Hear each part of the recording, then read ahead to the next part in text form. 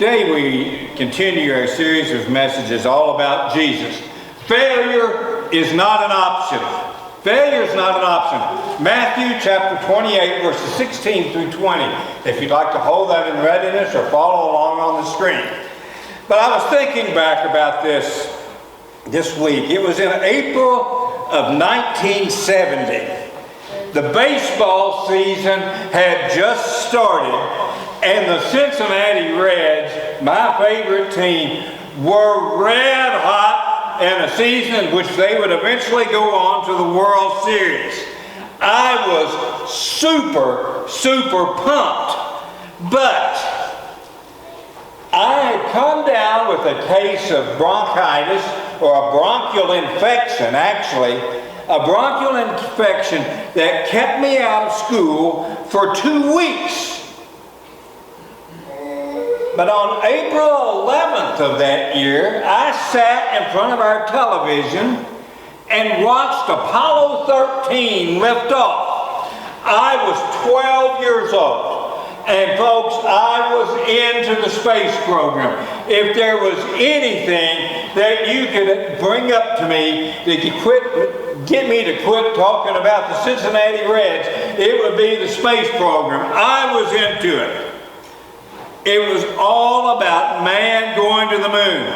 3 men, Jim Lovell, Fred Hayes, and Jack Swigert, were the astronauts on Apollo 13. Lovell and Hayes were planning to walk on the moon. Swigert, who had just been added to the crew 3 days before, was going to pilot the other part of the spacecraft around the moon while they were walking on it. But 3 days into the mission, you probably know this story. Many of you have seen the movie Apollo 13. But 3 days into that mission, the spacecraft's oxygen tank exploded 200,000 miles from Earth. The mission's objective quickly changed from walking onto the moon to getting 3 men back home safely. Flight controllers, engineers, and all these people, along with the astronauts, were charged with seemingly an impossible task. Flight director Gene Kranz wrote in his book, which was published in 2000, a creed that we, NASA's Mission Control Center, all live by was failure is not an option. An interesting thing is, you see, if you've seen that movie, the man that plays Gene Kranz uses that quote. He didn't really say that at the time. It just became part of the movie. And so he used that quote as the name of his book. But it was failure is not an option. And he said that was their creed. 4 days later, the world was glued to their television. Folks, I was homesick and I was glued. Everyone held their breath until they saw these 3 large parachutes deployed, slowing that command module down for it to splash down into the Pacific Ocean. Somehow, what was considered impossible became a reality. Jesus left his followers with a task that some would say is impossible. He'd been walking the earth for 40 days after he had been resurrected, and he was getting ready to ascend into heaven. And he would remain in heaven until coming back to consummate all of history. Many of his followers were gathered together to hear him speak. Paul says in 1 Corinthians, there's probably about 500 there. And let's pick it up. Matthew chapter 28. See what Jesus said.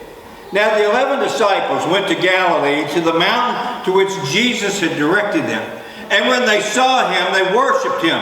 But some doubted. And Jesus came and said to them, all authority in heaven and on earth has been given to me. Go therefore and make disciples of all nations, baptizing them in the name of the Father and of the Son and of the Holy Spirit, teaching them to observe all that I have commanded you. And behold, I am with you always to the end of the age. Jesus just said, go. He said, go. That means you and me. And you know something? Failure is not an option. I want you to look at what Jesus said and think about how it affects us today. The first thing is that failure to go is not an option. When you look back at how the church has grown since Christ gave his commission to his followers, it's apparent that God didn't have any room for failure in his plan. His plan was for men to bring others to him. And we're all sinners. We're all imperfect. We've all sinned. We've all been separated from God because of sin. When Adam and Eve broke that perfect relationship with God, sin corrupted everything. You read Genesis chapter 3 over and over again, you'll see that sin corrupted everything. We continue to sin. We continue to pay that price. Ezekiel chapter 18 and verse 20 says, the soul who sins shall die. Now, that verse is specifically talking about children not being guilty of the sins of their fathers. But it's very plain when it says, the soul that sins shall die. Romans 3:23 says, for all have sinned and come short of the glory of God. That's why Jesus came to earth. If you notice in your bulletin the little verse I have at the top of the worship side of your folder, I've got John chapter 3 and verse 17. We can probably quote 3:16, but listen to what 3:17 says. For God did not send his Son into the world to condemn the world, but in order that the world might be saved through him. So, God chose to share this message. The great message of his Son being the Savior of all man. God chose to share that message by using sinful men to talk to other sinful men. Using you and me to talk to others. Jesus said, go. Look at what Jesus said to them. And Jesus came and said to them, all authority in heaven and on earth has been given to me. Go therefore and make disciples of all nations. It's interesting, there's no ifs, there's no ands, there's no buts. Nothing there. It's not an option, regardless of the excuses we want to throw up. Jesus said simply, go, make disciples. Jesus said that all authority has been given to me. Go therefore. In other words, he's saying, because God has given me, Jesus, this authority, go. It's not a suggestion, is it? It's not an option. Jesus said go. So my question is, how are we going to do? What are we going to do with that command? There's no exceptions. No exception to his people. No exceptions. See, Jesus had gathered his apostles and other people there with him just before he ascended into heaven. At this time there were 11 apostles because Judas had committed suicide and Matthias had not been selected to replace him at that time yet. But yet a few days later, not long after Jesus said, go and make disciples, Peter preached a sermon on the day of Pentecost that started a movement that changed the world. It turned the world upside down. Can we do that here? I think we can. It's not impossible. Because what did Jesus say? He said, go. I think of the history of this church. I don't know a lot of it. I know what I've read, but we're going to be celebrating 199 years of ministry here at this church in August. And I was telling a preacher friend about that this week. And he said, 199 years? Wow! Like most churches, the history of this church has more or less been handed down by word of mouth. There are some things that are written. I've got some copies of the things that were written. But mainly word of mouth and memories that we have. This church originally started about 2 or 3 miles from here. I believe the name of it, correct me if I'm wrong, Long-Let Christian Church. Long-Let Christian Church. That's what it was, about 2 or 3 miles from here.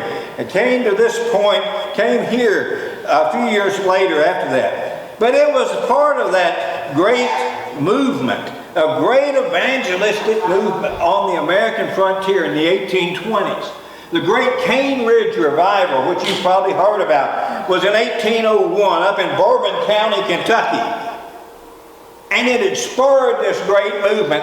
And this church, we know for a fact, this church came out of that movement because one of the great leaders of that movement a few years after was a man named Raccoon John Smith. And we know that he had ties to Mackville Christian Church, or actually he had ties to Long-Let Christian Church. But you see, this church has had a great history. The call, though, isn't just for preachers, it's for all of us. This church was founded on the frontier of America in 1826. Folks, things have changed dramatically, have they not? At one time, Mackville was a thriving little town, just from what I've read. There were several factories here. There were some gas stations, a few businesses, several doctors, and even a bank. I think that bank has not been that long since it closed here, from what I understand. All those things. Ironically, if you look at the census, the population hasn't changed all that much, the numbers. But things are different today because most people living here now either farm full-time or work in other towns. And that's not bad because that's a common theme in towns like Mackville across America. That's just how it is today. But you can't tell me there are not people close by that don't know Jesus Christ. You can't tell me that. Because I know there are people close to us who do not know Jesus Christ. And what did Jesus say? Go. There are people everywhere who do not know Jesus Christ. As I was studying for this message and did a Google search, something just shocked me. Last year, Gallup released a poll, or a survey, that found that just over 20% of Americans, 1 out of 5, just over 20% say they attend religious services weekly. Yet, 31% say they never attend.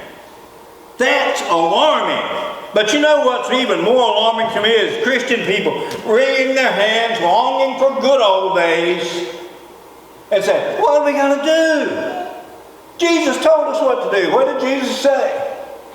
He said, go, go, everyone, me, you, tell others how Jesus changed your life. So Jesus said, go, and failure's not an option. He said the second thing, make disciples. Go therefore and make disciples. That's why we go. That's our mission. It's more than just going. You see, it's teaching people where they are. I mentioned Peter's great sermon on the day of Pentecost. Who was he talking to? He was talking to Jewish people who knew the Old Testament. They knew about this Messiah that was to come. And Peter said, you killed him. But if you look in Acts chapter 17, Paul was talking to a totally different audience. He was talking to Greek philosophers. When Peter preached to the Jewish people in Jerusalem on the day of Pentecost, people looked at him and said, what can we do? And 3,000 people came to be immersed into Jesus Christ that day. When Paul got through teaching, what did they say? They said, we'd like to hear more about this. It was totally different audiences. But both Peter and Paul took the people where they are and told them about Jesus. We foster fellowship. We build relationships based on Jesus' work. And we do whatever we can to lead people into a positive relationship with Jesus Christ. I think about what Jesus said. Jesus said, teaching them to observe all that I have commanded you, and behold, I am with you always, even to the end of the age. You see, a disciple, making disciples. A disciple is a learner. He's a student. He's a follower. He's someone who's learning what that teacher has to teach. It's not somebody that just sits back in a pew to preach it. You know, it's somebody that's really engaged, wanting to learn. When Jesus was talking about making disciples, it was used, that term was used mainly in talking about a young man who was aspiring to be a rabbi. And that rabbi, he would follow that rabbi. He would want to become one himself. A modern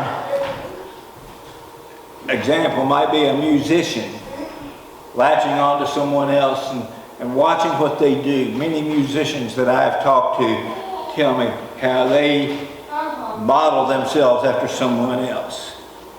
But the disciple was expected to not only learn what that rabbi taught, but also to practice. In other words, it wasn't just the teaching, but the living.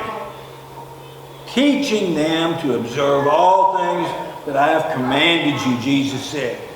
That's that natural component of Jesus' commission. It's not just saying, I'd like for you to be a part of my church. We want to make someone a true follower of Jesus. So whether you go across the world or across the road, your job is to make disciples of other people of Jesus Christ. You see, it's more than just inviting people to church, although that's a big part of it oftentimes. The idea would be for you to be able to lead someone completely through the steps. Now, we understand that sometimes people might not feel comfortable doing that, or that friend might have different desires, interests, or whatever, and so you rely on somebody else, and that's okay because we're all on the same team. But everything that we do individually as a church must be driven by a desire to make disciples, make devoted, lifetime followers of Jesus. That's my goal, is to help you do that. Sometimes I'm successful, sometimes I'm not, but that's my goal. Just this week, I was saddened to learn that Campbellsville University will be shutting down the undergraduate academic programs and all the athletic programs at their campus in Harrodsburg. I've known the men's basketball coach at Campbellsville Harrodsburg, Austin Sparrow. I've known him literally since he was a baby. His parents were the coaches, or girls basketball coaches at Anderson County when I was writing for the Anderson News. And sometimes, you know, I would watch him sitting on the bench when he was a baby. He calls me the legend. He laughs about that. Well, I laugh about it, but he calls me that. But since the announcement of the shutdown Wednesday, he's made several posts on Facebook about how he's trusting the Lord to lead him in the next chapter in his life. Back in February, Stephanie and I had the privilege to be his guest over at Campbellsville Harrodsburg, and I talked with Coach Sparrow for an article that I wrote on my website called 110forchrist.com. Coach Sparrow had a very serious accident driving the school van back in November. The basketball team was on a road trip up in Ohio. They had a very serious accident. He suffered a broken femur and other injuries. Luckily, nobody else in that van had serious injuries. But he was hospitalized in Columbus, Ohio for a while. But he came back to lead that team to the National Christian College Athletic Association tournament and a final ranking of number 7 in the nation with their team this year. After the school's closure was announced, I went back to remind myself what this remarkable young man said about how he used the wreck. And the quote should be up here in just a moment. There you go. This is the direct quote he gave me back in February. He said, "Our guys I challenge them a lot in their faith. For me, it's kind of uncomfortable doing that. But it's part of that identity switch that I've had.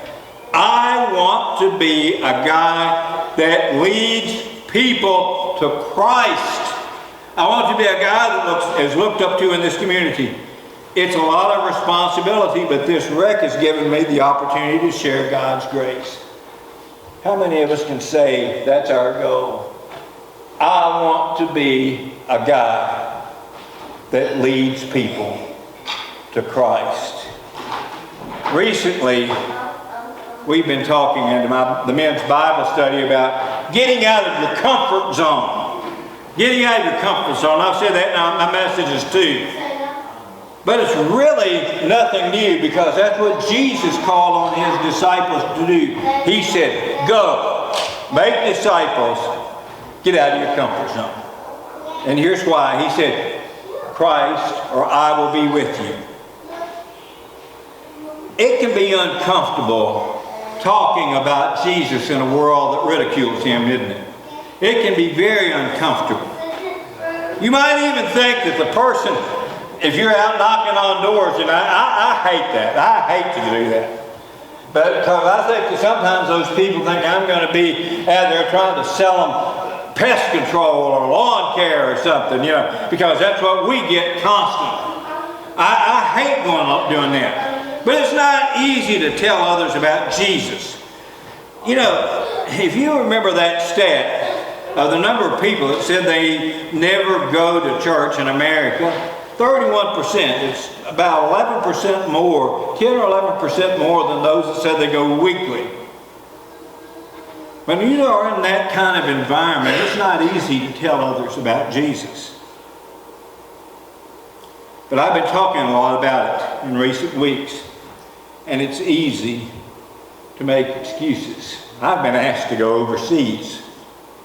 And folks, I make the excuse. I'll tell you what my excuse about going overseas is. I'm not really scared of the people or anything like that.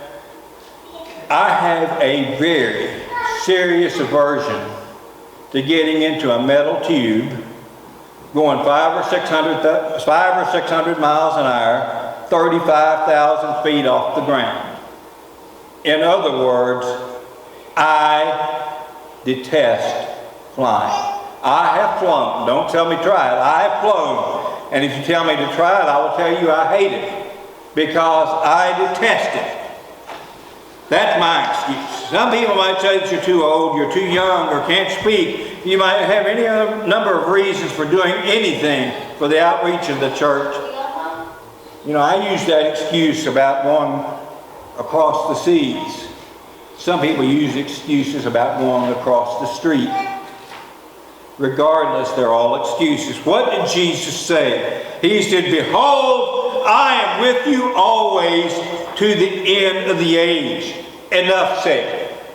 You think about what Moses said. God called Moses to go to Pharaoh and said, let my people go.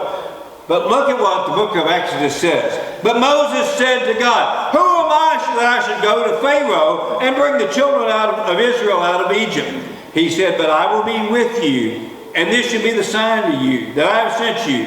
When you have brought the people out of Egypt, you shall say, you shall serve God on this mountain. And when Moses protested again, that people would ask, who's this God? God answered him and said, I am who I am. And he said, say this to the people, I am sent me to you. In other words, God was saying, I'm with you. I'm permanent. I'm all powerful. I've been calling for mighty things here at Mackville for some time. And I know there's people here that doubt it can happen. I know that. Sadly, there's always been doubters. That happened when Jesus told the people, go. Said there were some who doubted. But calling on total reliance of God is biblical. Lo, I'm with you always, even to the end of the age. Matthew recorded that there were doubters among the people when Jesus said to go. These people had seen the risen Christ and still doubted. I can't comprehend that. I can't. But Jesus said, I am with you always, even to the end of the age. What else do we need? It's a small band of men with all their failures and the weaknesses changed the world. A theologian named Frederick Dale Bruner wrote, the number 11 limps. You know, in the Bible, 12 was one of the signs of completeness. Number 11 was a sign of incompleteness. So he said, the number 11 limps, the church Jesus sends in the world is fallible, 11ish, imperfect. Jesus used exactly such a church to do this perfect work. Recently, several weeks ago, almost a month now, I had lunch with, many of you know, I had lunch with a fellow named Ivan Spencer. He's minister of Fox Creek Christian Church in Anderson County. And we were talking about faith and going and missions. He's the one wanting me, or somebody in his church is wanting me to go overseas with him. But he talked about how one of his college professors at Kentucky Christian University said, faith is going places you've never been, doing things you've never done with resources you don't have. Hopefully this is up here for a while. Keep that up there. If you have a chance, write it down. Faith is going where you've never been, doing things you've never done with resources that you don't have. It's taking Jesus at his word, because Jesus said, I am with you. So what now? What is your faith going where you've never been, doing things you've never done with resources you don't have? What now? What now for you? It's simple. There's not one person in here that Jesus' command to go doesn't apply to.